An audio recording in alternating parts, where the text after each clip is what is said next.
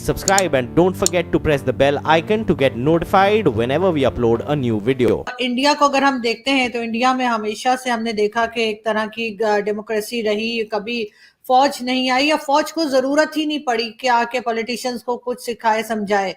क्या वजह है कि उनके यहाँ वो इतने परफेक्टली अपनी कंट्री को चला पाए और पाकिस्तान जो है उसमें हमेशा से एक प्रॉब्लम और यही देखा गया कि हमारे पॉलिटिशियन से मुल्क नहीं संभला।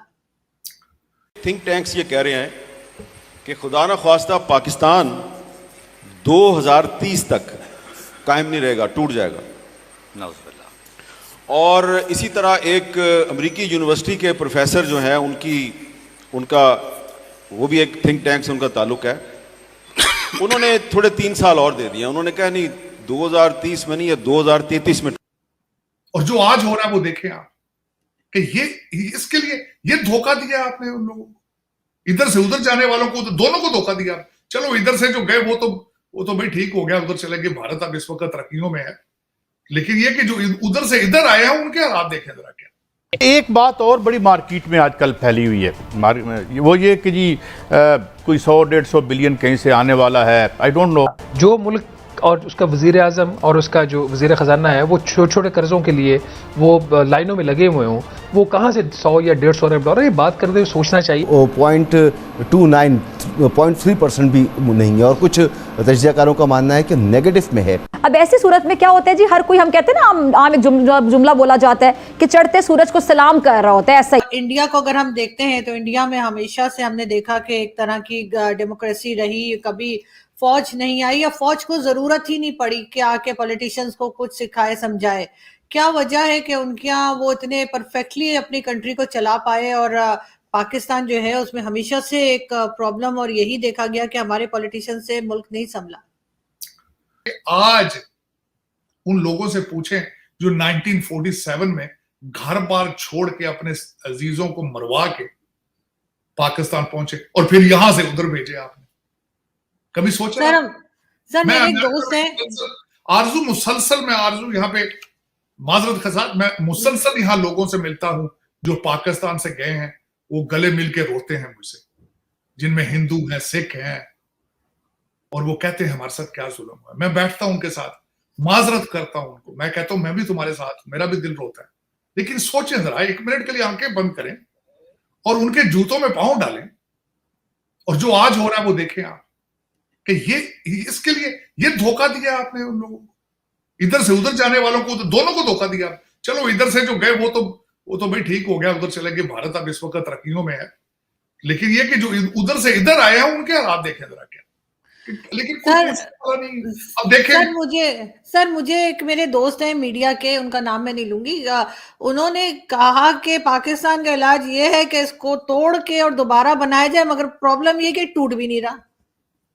क्या ये बात सही है? जुड़ा हुआ भी तो नहीं ना आरजू, ये इसको जुड़ा हुआ कौन करे? मुझे कहते हैं जी वो मैंने आपको बताया था, मुझसे अक्सर यहाँ पे जो है वो बच्चे ये जो कई जज्बाती कह देते हैं, और तारड़ साहब आप जिस तरह कहते हैं पाकिस्तान को कुछ नहीं होना। मैंने कहा होता कुछ नहीं, सोमालिया बन जाते हैं और कुछ नहीं।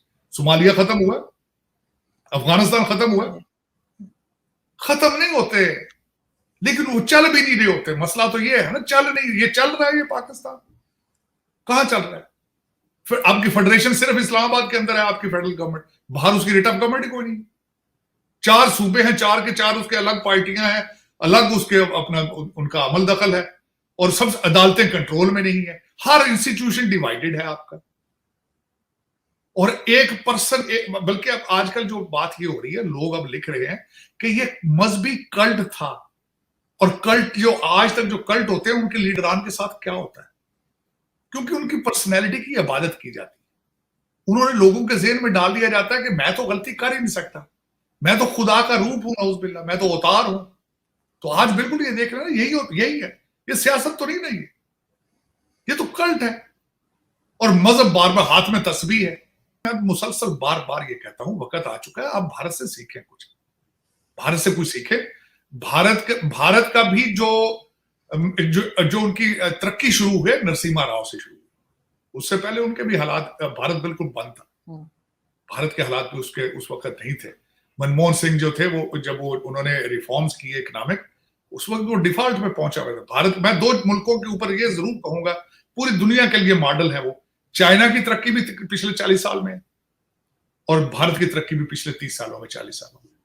ये पिछले 30-40 साल का जो दोनों मुल्कों का मॉडल है, इसको पूरी दुनिया को पढ़ना चाहिए और इससे सबक सीखना चाहिए। बांग्लादेश से सीखना चाहिए। मैं समझता हूं कि पाकिस्तान या डेवलपिंग कंट्रीज में 51% ऑफ द पॉपुलेशन जो होती है खवातीन, उनको घरों में बंद करके ताले लगा दिए जाते हैं। उनको बाहर निकालें, उनको कारोबार में ले जाएं, उनको लोन दें। लेकिन सर ये जो पॉलिटिशियंस होते हैं सर, इनको तो ये गवर्नमेंट से भी हटा देते हैं, सजा भी हो जाती है, जेल भी चले जाते हैं, फांसी भी लटक जाते हैं।